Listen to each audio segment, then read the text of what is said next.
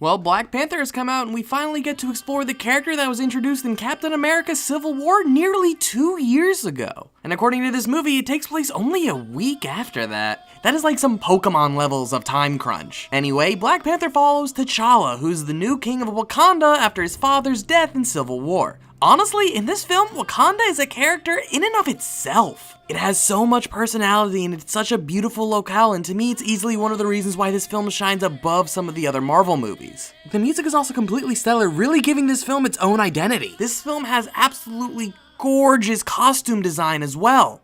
It's very original and very cultural, and it's something that is absolutely eye-popping in every scene. It also makes it one of my favorite looking Marvel films to date. Like seriously, pausing this film every 10 minutes can lead to an absolutely beautiful background for your computer. You can tell most of the budget went into the set design and the CGI work for the background. And I can say that because I felt like a lot of the actual animation work for the other aspects of the film seemed very cheap. Like in the scene where T'Challa accepts the title of king at the very beginning of the film, they have the many different tribes of Wakanda in one place to see if anyone will challenge him for the throne. But as the camera pans up to show you just how many people are watching, you can easily tell where the extras they had on set end and where the CGI characters start to begin. And a lot of the film feels a lot cheaper than most of the other films in the MCU, which is weird because this has roughly the same budget as all of the other ones. Story-wise, the film also starts out very basic. There was a lot of hype around it coming from a lot of my friends, and I was really confused at first. The first third of the film hits every single check mark that I feel that every Marvel film has to tick off. The film starts with this forced exposition similar to how the first two Thors started, and the story that just follows feels like something the MCU has done before. But I'm not gonna say I was entirely bored by this fact. Like the other Marvel films, the characters in the script keep this film entertaining even when treading ground we've seen before. And let me tell you, the characters in this film are the reason why this film is as entertaining as it is. The two characters that absolutely steal the show for me are its villains. Andy Serkis as Ulysses Klaue and Michael B. Jordan as Killmonger. Klaue is an absolute blast every time he was on screen. I felt like he was a boring character when he was introduced in Age of Ultron, but here they really allow his character to shine. Every time he's in the film, it is an absolute blast and I never want him to leave. But the other side of the coin is Killmonger, and he's absolutely my favorite villain in the MCU. Michael B. Jordan is one of my favorite actors right now, and whenever he teams up with director Ryan Coogler, he always manages to give one of my favorite performances of the year. Seriously, if you have not watched Fruitvale Station or Creed, do it now.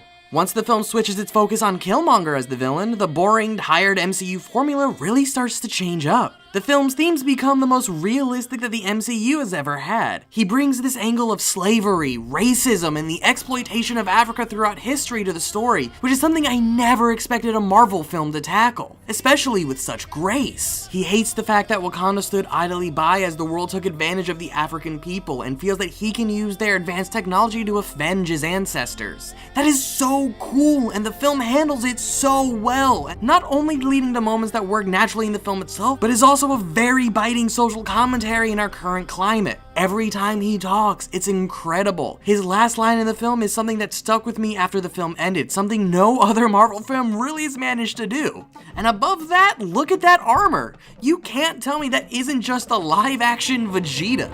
It's so awesome! He makes the film so great that you start to somewhat forgive how slow the beginning of the movie was. I'm not gonna say that this film does a lot new, because when you really break it down, you could argue that it is just another Marvel film that doesn't really innovate too much. But what you will get watching this movie is the same sort of story that we already know with a brand new voice helming it. This gets an 8 out of 10. Hey guys, thanks for watching. If you like this video, be sure to like and subscribe. If you want to see more reviews, then click the playlist to see my other stupid opinions. Alright, see you next video.